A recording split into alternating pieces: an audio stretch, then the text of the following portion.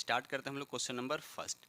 तो ये रहा क्वेश्चन नंबर फर्स्ट, थोड़ा सा इसको साइज को बड़ा करता हूँ। ठीक है, चलिए क्वेश्चन नंबर फर्स्ट कहता है कि ऑफ साइट एटीएम क्या होता है। आपको बताना है कि ऑफ साइट एटीएम क्या होता है। तो इसका राइट आंसर हो जाएगा आपका बी हो जाएगा, मतलब ऐसा एटीएम जो बैंक परिसर को छोड़कर विभिन्न स्थानों पर स्थित होते हैं। तो इसका राइट आंसर हो जाएगा आपका बी हो जाएगा। ठीक है दोस्त, चलिए आगे बढ़ते क्वेश्चन नंबर नेक्स्ट। ये रहा क्वेश्चन नंबर आपका सेकेंड। क्वेश्चन नंबर 2 कहता है यहाँ पे बीमित पॉलिसी समझौते के तहत कवर की गई घटनाओं को क्या कहा जाता है। तो याद रखिएगा इसका राइट आंसर जो हो जाएगा आपका सी हो जाएगा। उसको क्या बोला जाता है? उसको प्रावधान बोला जाता है। क्या बोला जाता है दोस्त? प्रावधान बोला जाता है। ठीक है, चलिए आगे बढ़ते हैं हम लोग question number next. Question number 3 कहता है यहाँ पे नाटो यानी NATO का मुख्यालय स्थित है। तो बताना आपको कहाँ स्थित है। याद रखिए ब्रुसेल्स में स्थित है। अब रहा ब्रुसेल्स किस कंट्री में? तो याद रखिए बेल्जियम में। ठीक है दोस्त, अब रहा जो सवाल जब नाटो का, तो इसकी स्थापना कब हुआ था? तो याद रखिएगा 4 अप्रैल 1949 को इसकी स्थापना हुआ था। तो इतने फैक्ट आपको याद होने चाहिए। ठीक है, चलिए आगे बढ़ते question number next. Question number यहाँ पर आपका 4 कहता है भारतीय संविधान की 8वीं अनुसूची। सबसे पहले तो आपको ये पता होना चाहिए कि भारतीय संविधान की 8वीं अनुसूची में किसका उल्लेख किया गया है।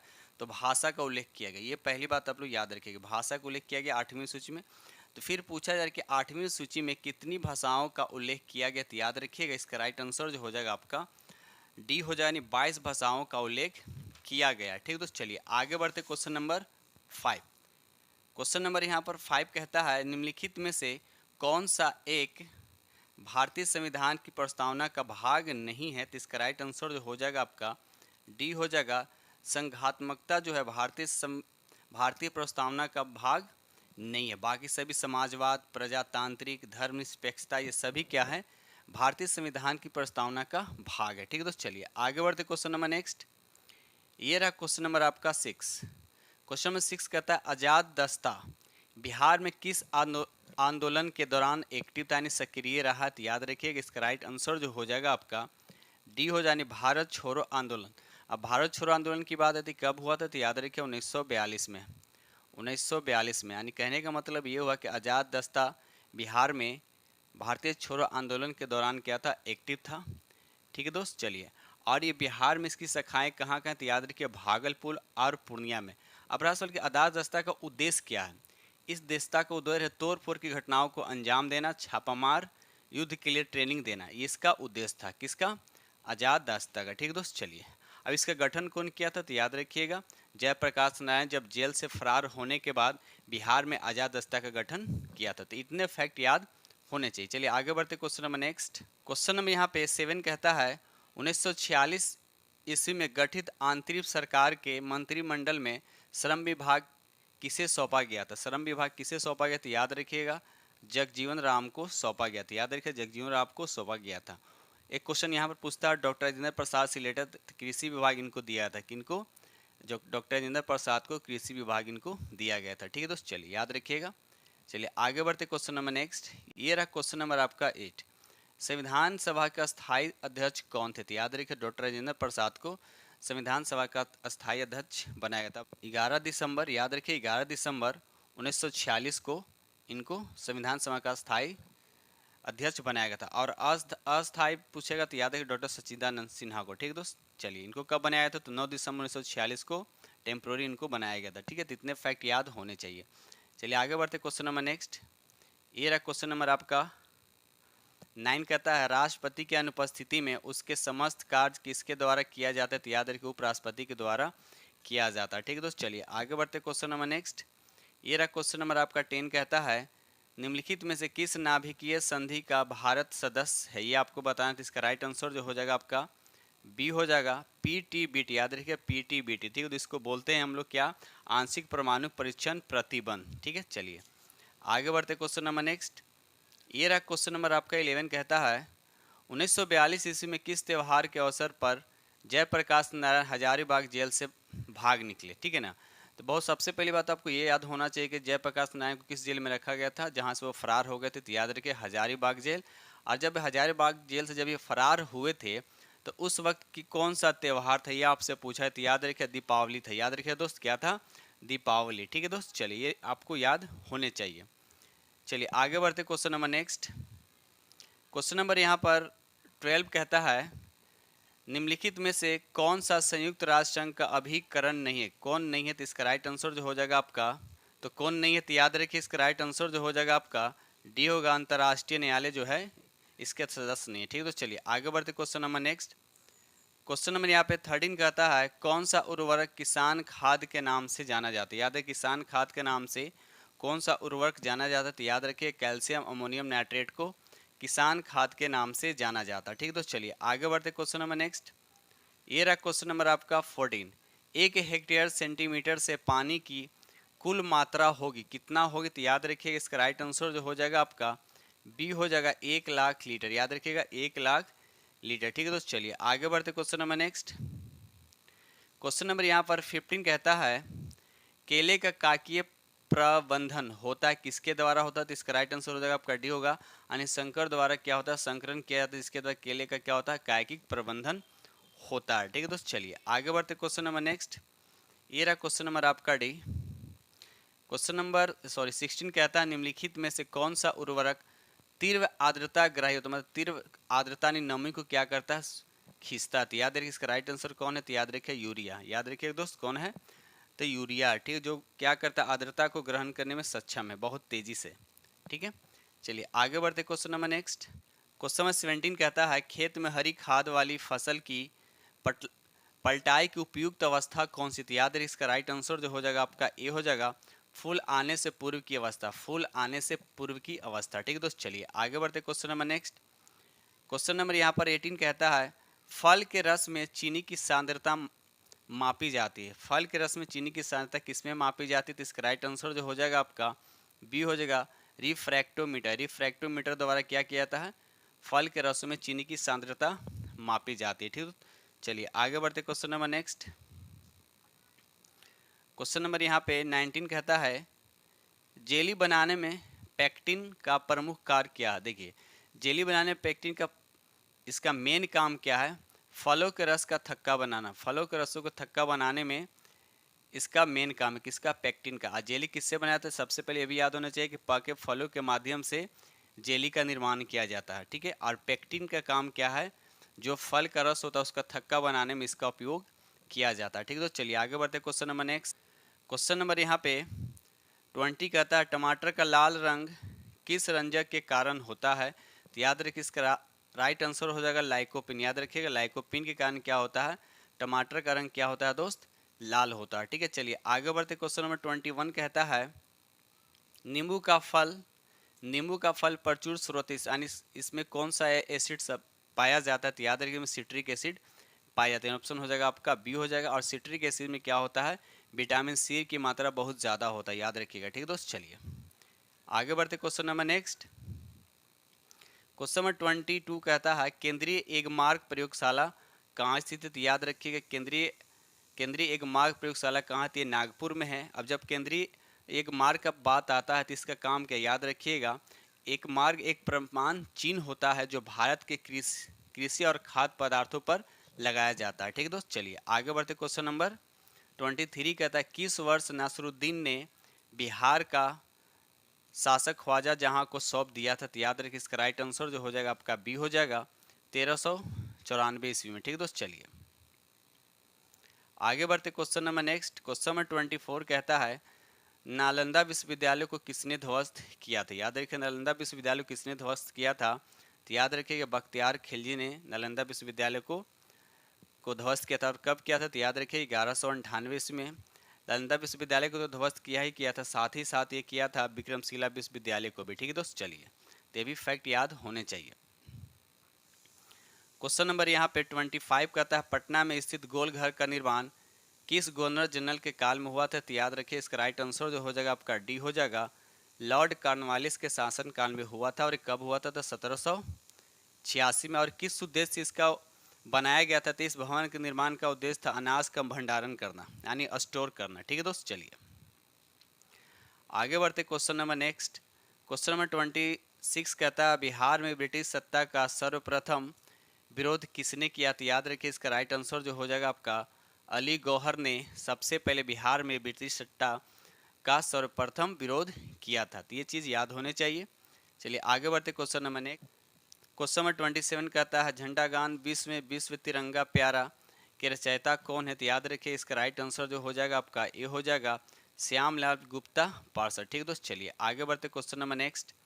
ये रहा क्वेश्चन नंबर आपका 28 कहता है थायराइड से निकलने वाली हार्मोन्स कौन है। तो याद है इसका राइट आंसर हो जाएगा आपका थायरोक्सिन। ठीक है दोस्त, क्या होता है थायरोक्सिन। ये कहाँ पर होता है तो याद है थायराइड ग्रंथि जो होता है ये गर्दन के सामने और श्वसन नली और श्वसन तंत्र के दोनों तरफ ये भाग जुड़ा होता है। ठीक है, जहाँ से क्या होता है थायरोक्सिन हार्मोन स्रावित होते हैं। ठीक है दोस्त, चलिए आगे बढ़ते क्वेश्चन नंबर यहाँ पे 29 कहता है जल के माध्यम से भोजन पकाने की विधि निम्नलिखित में से कौन सी है। जल के माध्यम से, देखिए उबालना भी, स्टूइंग भी और खदकाना भी सब क्या होता है जल के माध्यम से होता है। उपयुक्त में से सभी हो जाएंगे, यानी आंसर आपका डी हो जाएगा।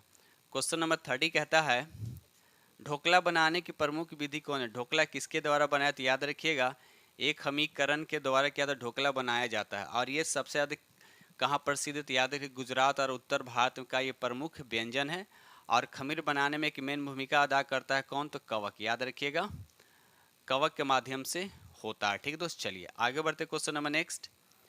ये रहा क्वेश्चन नंबर आपका 31 कहता है 2 वर्ष से 6 वर्ष की आयु को कहते हैं क्या कहते हैं। इसका 31 का आंसर हो जाएगा आपका ए हो जाएगा बाल्य अवस्था। ठीक है दोस्त, चलिए क्वेश्चन नंबर 32 कहता है जल प्रदूषण का कारण क्या है। जल प्रदूषण का कारण क्या तो याद रखिए कीटनाशक भी है, मनुष्य के क्रियाकलाप भी है, बढ़ती जनसंख्या है। उपयुक्त में से सभी यानी डी इसका राइट आंसर होगा। ठीक है दोस्त, चलिए क्वेश्चन नंबर यहाँ पे 33 कहता है शारीरिक शिक्षा का उद्देश्य। शारीरिक शिक्षा का उद्देश्य क्या है तो याद रखिएगा मनोवैज्ञानिक विकास, मानसिक विकास, शारीरिक विकास। उपयुक्त में से क्या हो जाएगा डी हो जाएगा। क्वेश्चन नंबर 34 कहता है बैडमिंटन से संबंधित खिलाड़ी इसमें कौन से जो बैडमिंटन से संबंधित है तो याद रखिए इसका राइट आंसर जो है पीवी सिंधु जो है बैडमिंटन से संबंधित है। ठीक है दोस्त, अगर सानिया मिर्जा की बात की जाए तो ये टेनिस से है। ठीक है, चलिए आगे बढ़ते क्वेश्चन नंबर नेक्स्ट। ये रहा क्वेश्चन नंबर आपका 35 कहता है दालों में सबसे ज़्यादा क्या पाया जाता है। याद रखिए दालों में सबसे ज़्यादा प्रोटीन पाया जाता है। किस क्या पाया जाता है प्रोटीन पाया। लेकिन अगर आपसे पूछा जाए कि सबसे ज़्यादा प्रोटीन किस में पाया जाता है तो याद रखिएगा सोयाबीन में पाया जाता है। ठीक है दोस्त, चलिए आगे बढ़ते क्वेश्चन नंबर 36 कहता है एलएसडी के सेवन से होता है तो आपको बताना है किस में रोग ये होता है तो याद है इसका राइट आंसर जो हो जाएगा आपका डी हो जाएगा मानसिक विभ्रमण का रोग होता है। ठीक है दोस्त, चलिए आगे बढ़ते question number next. Question number यहाँ पे 37 कहता है व्यायाम के लाभ। व्यायाम करने से क्या लाभ होता है तो इसका राइट आंसर हो जाएगा भूख लगना, फुर्तीलापन लाना, रक्त प्रवाह में वृद्धि होना। इन उपयुक्त में से सभी हो जाएगा। ठीक है दोस्त, चलिए क्वेश्चन नंबर 38 कहता है डॉक्टर राजेंद्र प्रसाद को संविधान सभा का सभापति चुना गया। तो आपको बताना है कि कब इनको चुना गया था तो इसका राइट आंसर जो हो जाएगा आपका डी हो जाएगा यानी दिसंबर 1946 को। अगर एग्जिट डेट देखा जाए तो 11 दिसंबर को इनको संविधान सभा का अस्थाई अध्यक्ष बनाया गया था। ठीक है दोस्त, चलिए आगे बढ़ते क्वेश्चन नंबर नेक्स्ट। ये रहा क्वेश्चन नंबर आपका 39 कहता है भारतीय प्रशासन में विभाजन प्रणाली किससे संबंधित है तो याद रखिए इसका राइट आंसर जो हो जाएगा आपका सी हो जाएगा नीति और कार्यान्वयन से क्या है दोस्त ये संबंधित है, याद रखिएगा। चलिए आगे बढ़ते question number next. Question number यहाँ पे 40 कहता है बिहार में कृषि और ग्रामीण विकास के लिए किस प्रकार के बैंक स्थापित करने का प्रस्ताव है तो याद रखिए इसका राइट आंसर जो हो जाएगा आपका बी हो जाएगा यानी कृषि यंत्र बैंक। याद रखिए कृषि यंत्र बैंक। ठीक है दोस्त, चलिए आगे बढ़ते question number next. Question number 41 कहता है इनमें से कौन 15वें वित्त आयोग के सदस्य नहीं है। 15वें वित्त आयोग के सदस्य नहीं है तो याद रखिएगा इसका राइट आंसर जो हो जाएगा आपका बी हो जाएगा सुदीपू मुंडे जो हैं ये 15वें वित्त आयोग के सदस्य नहीं है। ठीक है दोस्त, चलिए आगे बढ़ते हैं question number next.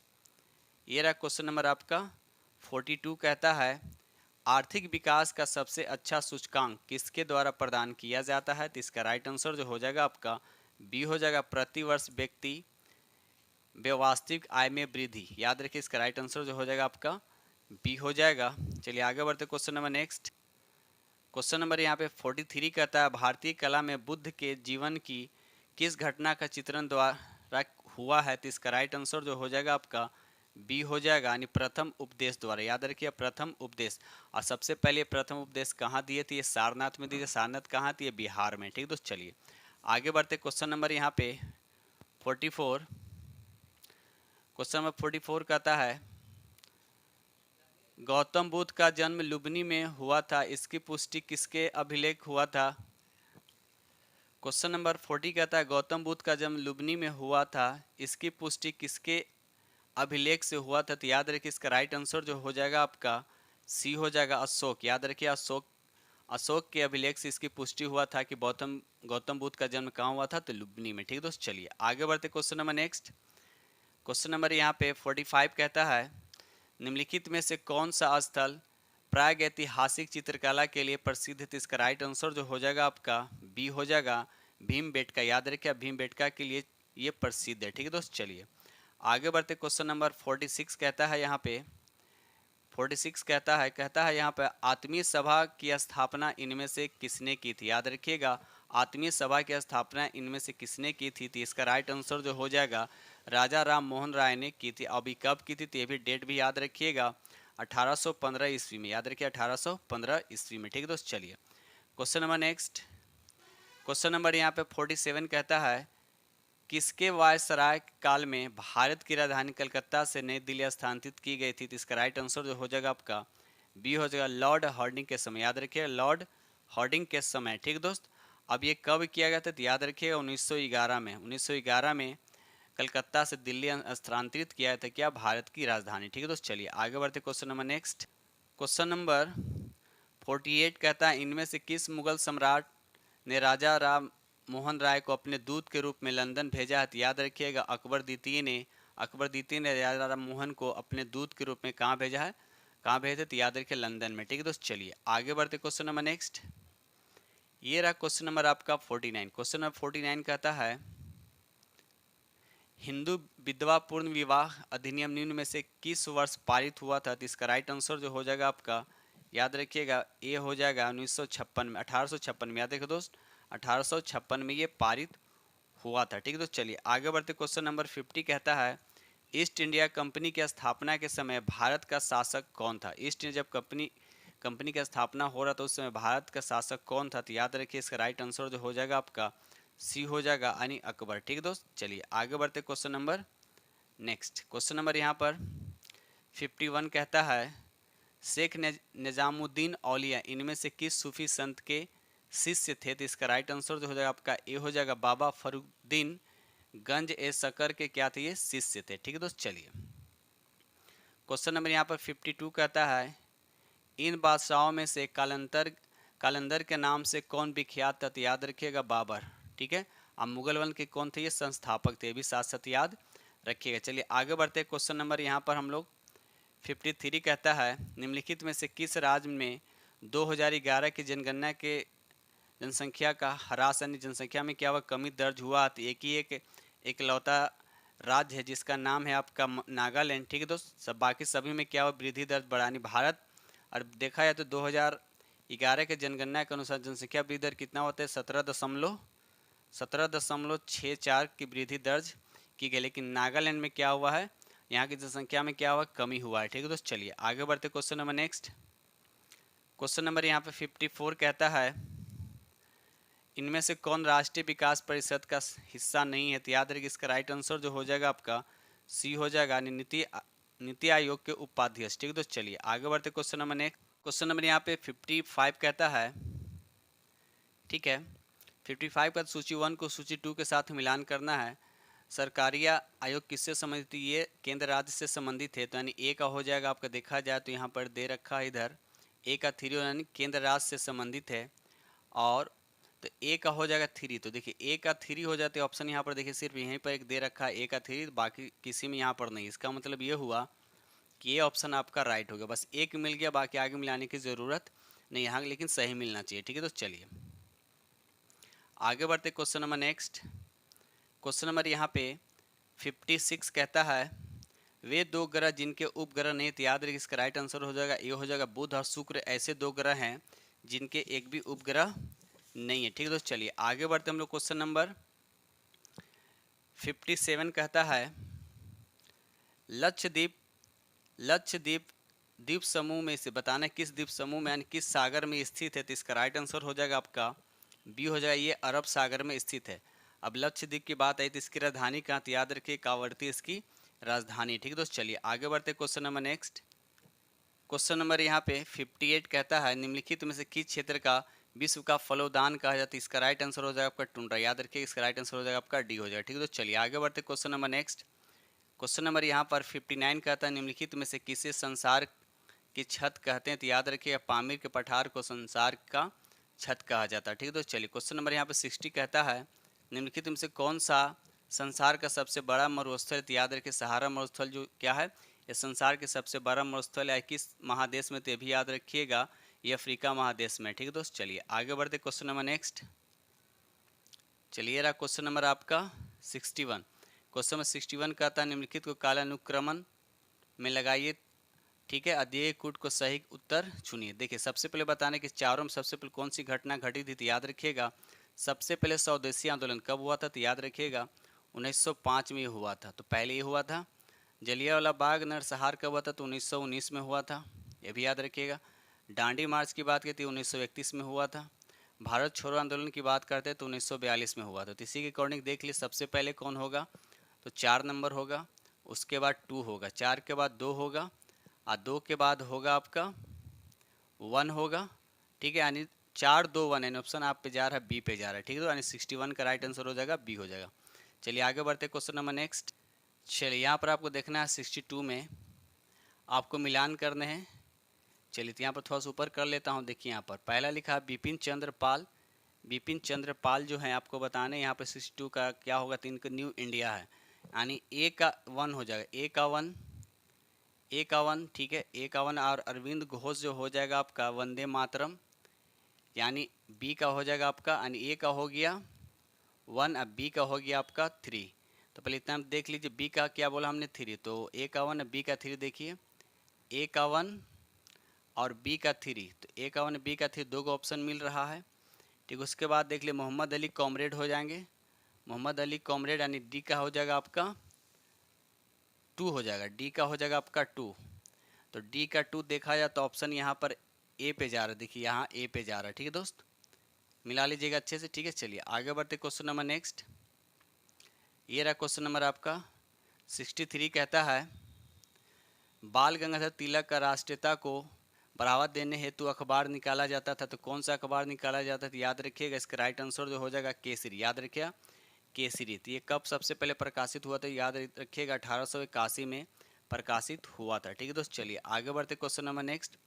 Question number 64 कहता है आधुनिक इतिहासकार जिसने 1857 के विद्रोह को स्वतंत्रता की पहली लड़ाई कहा था, तो इसका राइट आंसर जो हो जाएगा आपका वीडी सावरकर। याद रखिए इसका राइट आंसर आपका सी हो जाएगा। ठीक है दोस्त, चलिए आगे बढ़ते क्वेश्चन नंबर नेक्स्ट। 65 कहता है अंग्रेजों के विरुद्ध भीलों द्वारा क्रांति प्रारंभ की गई थी, तो आपको बताना है कि किस राज्य से संबंधित है, तो इसका राइट आंसर हो जाएगा आपका ए हो जाएगा मध्य प्रदेश और महाराष्ट्र। ठीक है दोस्त, चलिए आगे बढ़ते question number next. Question number 66 कहता है बिहार सरकार को डिजिटल इंडिया अवार्ड 2020 किस लिए दिया गया था, इसका राइट आंसर जो हो जाएगा आपका डी हो जाएगा कोविड-19 के लॉकडाउन के दौरान बिहार के बाहर फंसे लोगों को सेवाएं प्रदान करने के लिए। ठीक है, तो चलिए आगे बढ़ते question number next.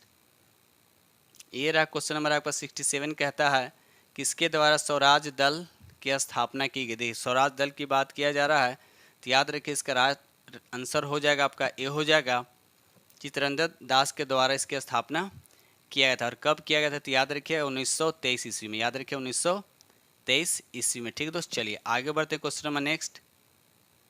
Question number यहाँ पे 68 कहता है वर्ष 1907 में भीकाजी कामा जो भारत की आज़ादी का ध्वज फहराने वाली प्रथम महिला थी, तो कहाँ फहराई थी, तो याद रखिए ये अस्टुगार्ड में सबसे पहले झंडा फहराई थी। ठीक है दोस्त, आइए कहाँ पे थे, जर्मनी एक शहर का नाम है। ठीक है, तो याद रखिएगा। चलिए आगे बढ़ते क्वेश्चन नंबर नेक्स्ट।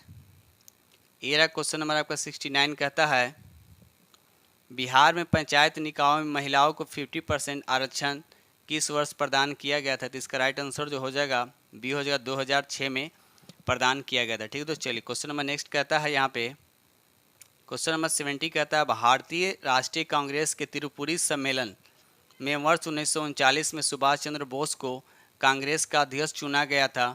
यह त्रिपुरी कहाँ है, आपसे पूछा जा रहा है कि त्रिपुरी कहाँ है, तो याद रखिएगा जबलपुर में। कहाँ है दोस्त, ये जबलपुर में। ठीक है, चलिए आगे बढ़ते question number next. Question number 71 कहता है निम्नलिखित में से किसे क्षय होने में सबसे अधिक समय लगता है, तो याद रखिएगा इसका राइट आंसर जो हो जाएगा आपका डी हो जाए, प्लास्टिक का थैला। याद रखिए प्लास्टिक का थैला। ठीक है दोस्त, चलिए आगे बढ़ते क्वेश्चन नंबर नेक्स्ट। चलिए इसको थोड़ा सा मिलान करना है, इसमें आपको बताना है। ठीक है, चलिए यहाँ पर आपको क्वेश्चन दे रखा है, थोड़ा सा ऊपर करके देख लूँ। देखिए थोड़ा सा और जूमिंग छोटा करना पड़ेगा। ठीक है दोस्त, चलिए ठीक है, यहाँ पर देखिए आप थोड़ा सा। चलिए क्वेश्चन नंबर यहाँ पर हम 72 देखते हैं। क्वेश्चन नंबर 72 है, थोड़ा सा ऊपर कर देता हूँ कि आप लोग को दिखे। यहाँ पर देखिए, ठीक है, तो यहाँ पर आपको दे रखा है यहाँ पर।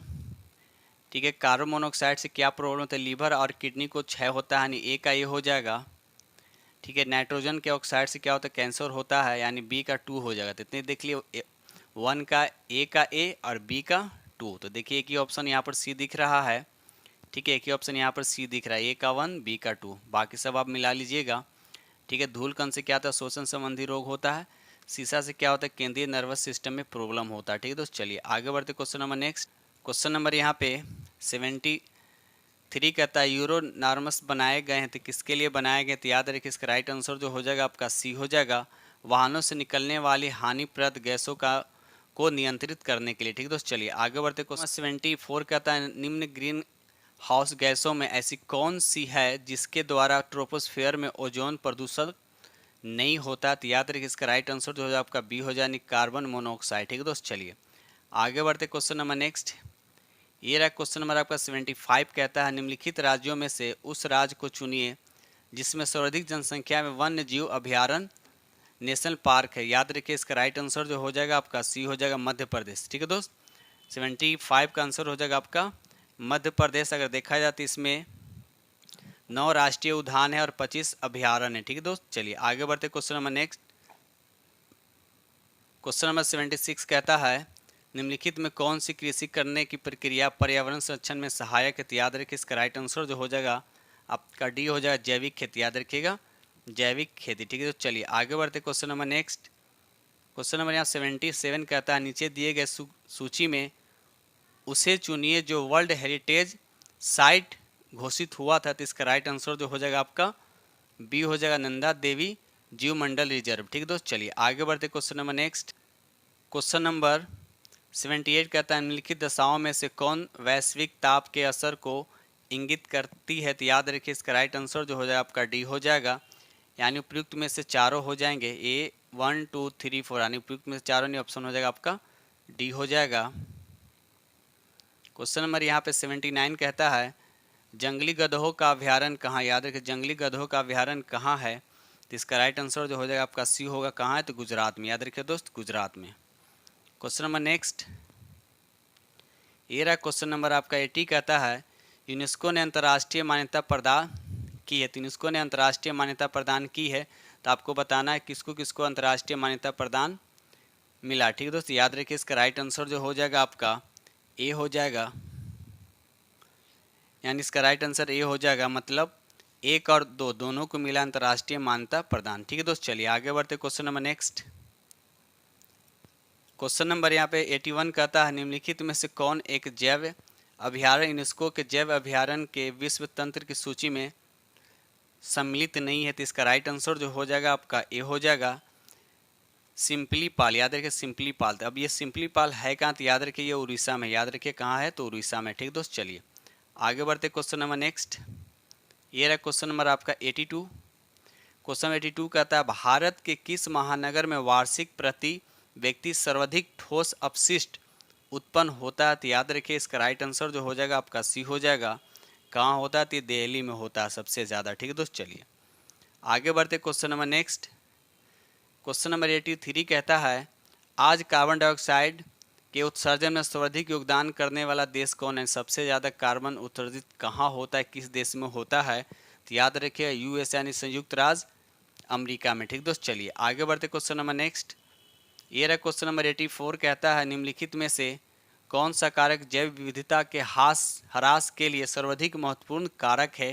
तो इसका राइट आंसर जो हो जाएगा आपका सी हो जाएगा, यानी प्राकृतिक वास का विनाश। ठीक है दोस्त, चलिए क्वेश्चन नंबर 85 कहता है सही युग्म को चुनिए। आपको बताना है इसमें से सही युग्म कौन है।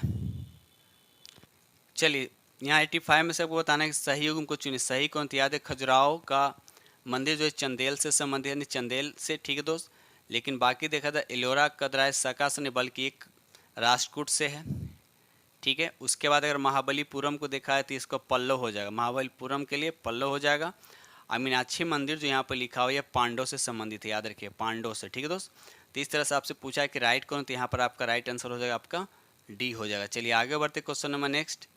क्वेश्चन नंबर 86 कहता है पेरियार अभियान प्रसिद्ध है, किसके लिए प्रसिद्ध? याद है जंगली हाथियों के लिए क्या है दोस्त, ये प्रसिद्ध है। ठीक है दोस्त, चलिए आगे बढ़ते क्वेश्चन नंबर नेक्स्ट। ये रहा क्वेश्चन नंबर आपका 87, थोड़ा ऊपर कर दूं, 87 है, ये ध्यान रखिए। क्वेश्चन नंबर क्या है? 87 है। कहता है आपको यहाँ पर बताना है कि स्थापना, एक तरफ जयमंडल स्थल दे रखा है, एक तरफ स्थापना वर्ष दे रखा है। तो देखिए यहाँ पर ए को देखा तो नीलगिरी जो है इसकी स्थापना कब हुआ था? तो 1986 में, यानी ए का हो जाएगा 4। तो अगर ए का 4 हो गया तो देखिए इस लाइन में सिर्फ एक ही जगह 4 यहाँ पर दे रखा है, तो समझिए कि आपका राइट आंसर कौन होने जा रहा है? तो बी हो जाएगा, बाकी आगे मिलाने की ज़रूरत नहीं, यानी 87 का राइट आंसर हो जाएगा आपका बी हो जाएगा। ठीक है दोस्त, चलिए बाकी आप लोग मिला लीजिएगा। चलिए आगे बढ़ते question number next. Question number 88 कहता है झारखंड बनाने के लिए बिहार को किस वर्ष विभाजित किया गया था? झारखंड बनाने के लिए बिहार को किस वर्ष विभाजित किया गया था? तो याद रखिएगा इसको 2000 में विभाजित किया था, और डेट ये भी याद रखिएगा 15 नवंबर, याद रखिएगा 15 नवंबर को। ठीक है दोस्त, चलिए आगे बढ़ते क्वेश्चन नंबर 89 कहता है गरीब कल्याण रोजगार अभियान बिहार के किस जिले से प्रधानमंत्री द्वारा 2020 में शुरू किया गया था? तो इसका राइट आंसर हो जाएगा आपका डी हो जानी खगड़िया में, याद रखिएगा दोस्त खगड़िया में। ठीक है, चलिए आगे बढ़ते क्वेश्चन नंबर नेक्स्ट, और ये लास्ट क्वेश्चन है, उसके बाद मैथ स्टार्ट हो जाएगा। क्वेश्चन नंबर 90 कहता है 50 से अधिक देशों द्वारा समर्थित संयुक्त राष्ट्र का मौसम परिवर्तन समझौता कब प्रभावी हुआ था? तो याद रखिए इसका राइट आंसर जो हो जाएगा आपका ए हो जाएगा मार्च, यानी 21 मार्च 1994 को। ठीक दोस्त, तो इस तरह से हमने आप लोगों के साथ 90 MC को डिस्कस किया हूँ, और उम्मीद करता हूँ कि आप लोग को पसंद आएगा। और ये सेट आपको पता है कि ये सेट आपको डेली शाम 7 बजे मिल रहा है। ठीक है दोस्त, और एक सेट सुबह का 6 बजे थे, आप लोग याद रखिएगा। ठीक है, तो इसी के साथ हम वीडियो करते हैं समाप्त, और मिलते हैं आप लोग से नेक्स्ट वीडियो में। तब तक के लिए थैंक यू वेरी मच।